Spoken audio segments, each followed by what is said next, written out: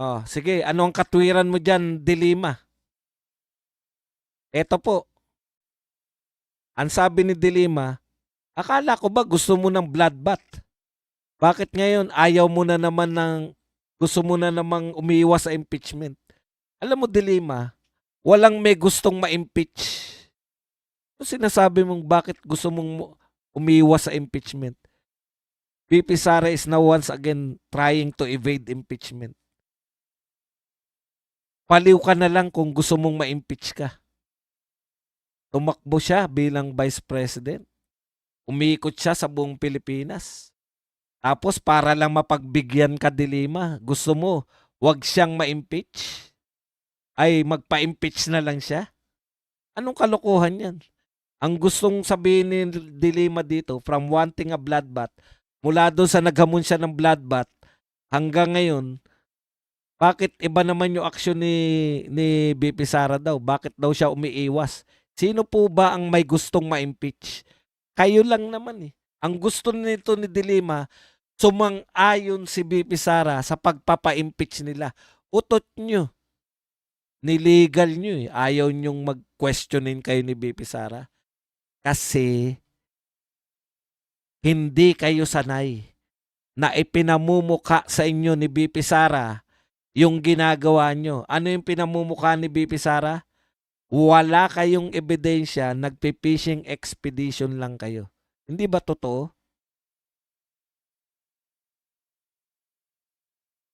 Ang masakit nito, nasaksihan ng mga tao, sabi nyo, sufficient in forms, sufficient in substance. Nakaporma at may sustansya ang impeachment laban kay BP Sara. Kaya ano po ang sabi ni BP Sara? Kung kayo ngayon ay nanghingi ng bank record, salin, at humingi kayo ng tulong sa AMLAC, isa lang ang ibig sabihin yan. Wala talaga kayong ebidensya. Bobo na ipin. Hindi matalino, joke no. Ano sila, korte? Pwede kang impeachment court kayo. Thank you very much, Amik, 499. 499 pounds. O, tuloy natin tong banat ni Dilima. Na-impeach na siya na nga siya noon. Lumipas ang mahigit 1 taon. Nagdeklara na ng ambisyon ng pinakamataas na posisyon. Ayaw pa rin niya sagutin ang mga akusasyon. Sinabi niya ba sa impeachment court? Sinabi niya ba po sa mga judge,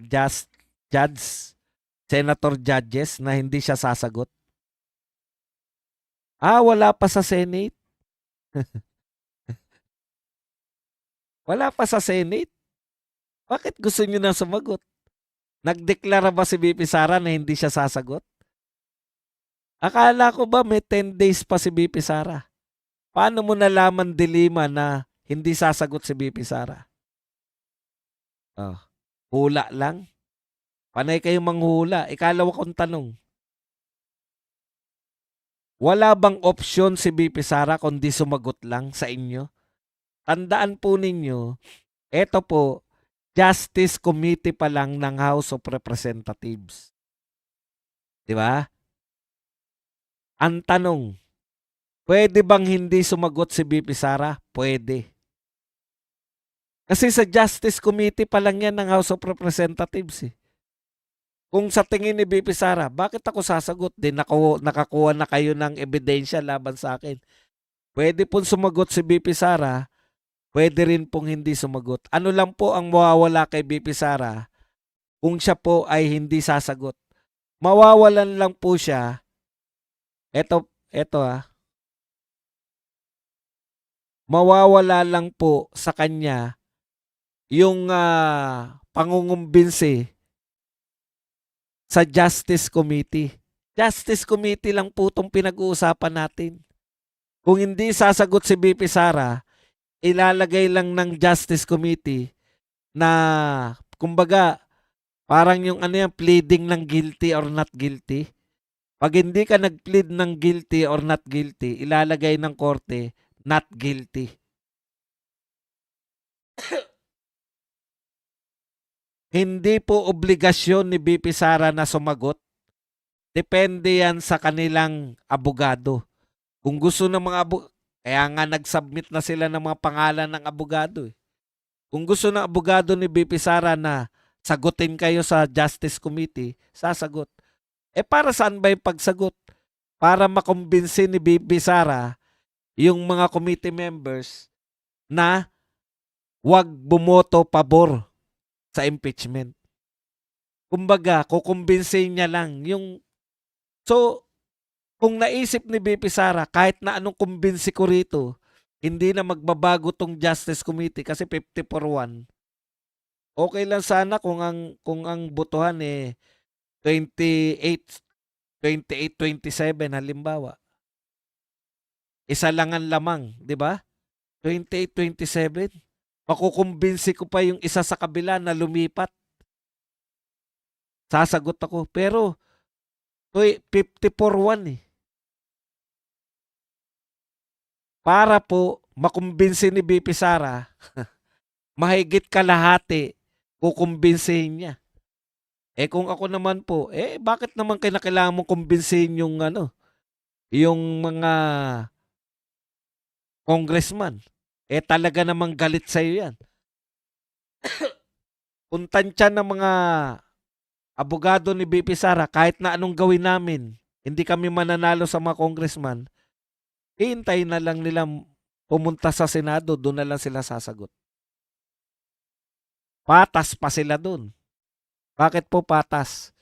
Judge na yung kaharap nila eh. Pwede na nilang questionin eh. Pag dyan sa sila pa rin na masusunod. Si Luis Tro pa rin na masusunod kung tatanggapin niya yung sinasabi niyo o hindi. Hindi niyo po sila makukumbinsi. Yung 54-1, mahirap pong pabalik ta rin yun. Ah.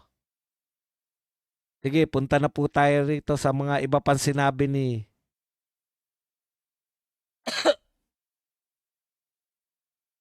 Now that the House, yung sinasabi mo, 1 taon na, ayaw pa rin sumagot. Kayo nga nakalipas na 1 taon, wala pa rin kayong ebidensya eh. Di ba? Nung 1 taon, wala na kayong ebidensya, lumipas ang 1 taon, wala pa rin kayong ebidensya. Ang gusto nyo pa rin, ipasabpina yung mga bank record. Ano ba yung ebidensya na gusto mo ba dong? Di ba? Tatanungin mo naman. Maaaring tanungin nyo ako. Ano ba yung ebidensyang gusto mo ba dong? Bakit pinipilit mo sila? Dapat may ebidensya. Halimbawa, ito yung napapakinggan ko dapat may pinuntahan yung binibintang ninyo. Unexplained nga May natuklasan kayo. Dapat nakalagay sa reklamo yun. Diba? Ito ay etong house and lot na itong mansion na to ay kay BP Sara. May ebidensya kami na kay BP Sara yan. Kahit iba nakapangalan. Ganun dapat. Hindi niya nilagay yan sa salin niya. Unexplained. Wala naman silang akusasyon na ganun O kaya may luxury cars. 10 ang luxury cars ni BP Sara. Hindi niya yan nilagay sa kanyang salin. Wala naman silang ganun Okay. Punta na tayo rito. May now the House Committee on Justice has declared the impeachment complaints against her sufficient in forms and substance. It is only natural to secure evidence and possible witness for the committee. Evidence already alleged in the complaint for purposes of the next stage of proceedings. Tignan mo na. Ngayon pala, di aminado ka na, Laila de Lima, na inuna nyo yung alleged complaint ninyo. Tapos tsaka kayo kukuha ng ebidensya. Yan ba nararapat? Pinoto yan ng 32 million. Hahanapan. Tama si BP Sara. Fishing expedition. Okay. Sagutin natin to lahat. Fishing expedition lang yung ginagawa nyo. Wala talaga kayong ebidensya. May luxury cars ba na nabili? Meron bang tagong yaman na natuklasan ninyo? Yung mansion na yan. Kay BP Sara pala yan. May mansion ba sa Forbes Park? Asan ang tagong yaman?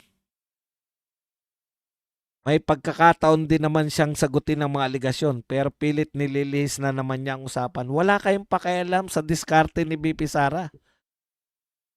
Ano yan? Kayo na nagreklamo, kayo pa rin na masusunod kung anong dapat gawin ni BP Sara? Nireklamo nyo siya, diskarte niya naman kung paano kayo sasagutin. Pwede nga siyang hindi sumagot. Oh. Eto malupit. Mula rin sa ayaw niyang pansinin noon, sentro na ng atensyon ni BP Sara si Ramil Madriaga ngayon.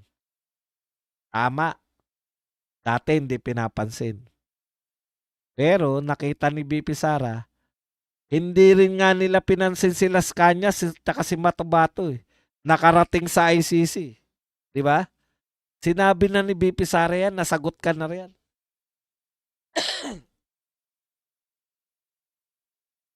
Kinakailangan pasagutin mo si Madriaga sa perjury case na yan. Dahil pag napatunayan ni BP Sara na nameke ng kanyang salaysay si Madriaga, iba na lahat.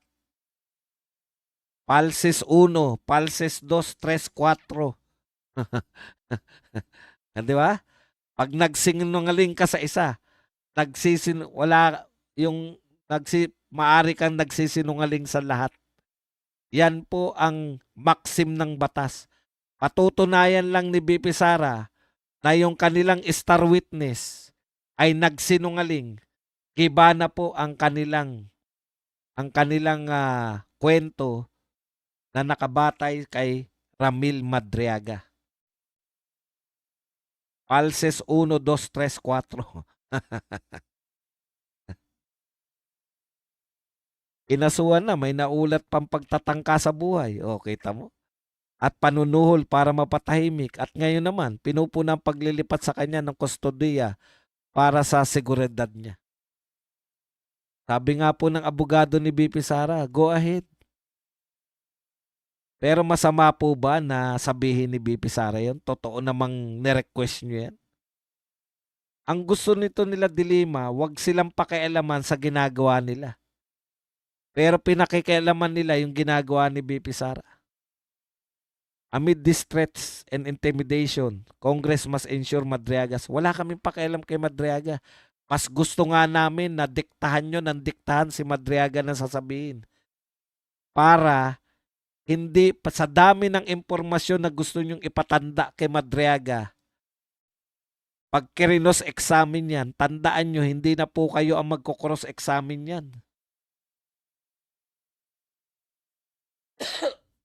Impeachment court na po. Mga senador na mag-examine yan. Sa tingin nyo ba si Madriaga hindi mapapalabas ni Marcoleta kung nagsisinungaling o hindi? Diyan kayo kabahan pag tinanong na yan ni Marcoleta. Ano isasagot niyan? Di ba? Kaya Laila de Lima, huwag mong pakialaman kung sasagutin ba yan ni BP Sara. Karapatan niya kung ayaw niyan sumagot. In-impeach nyo na nga eh. Pati diskarte nila. Ito po sinabi nito ni Shell Jokno. Sa huli ang ebidensya magsasabi kung dapat may pananagutan at ang impeachment proceedings ang tamang lugar para lumabas ang katotohanan. Correct. Pero dapat may ebidensya kayo bago kayo nag-impeach. Ano yung sinasabi niyong ebidensya? Wala. Ngayon pa lang kayo naghagilap. Pangatlo na to na fishing expedition nyo. Pistado kayo ni BP Sara. Huwag kayong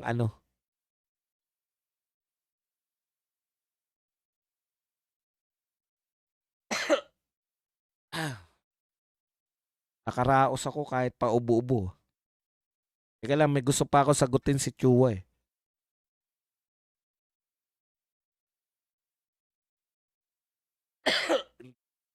Saan si Chua? Teka, gusto ko sagutin yung kay Chua eh.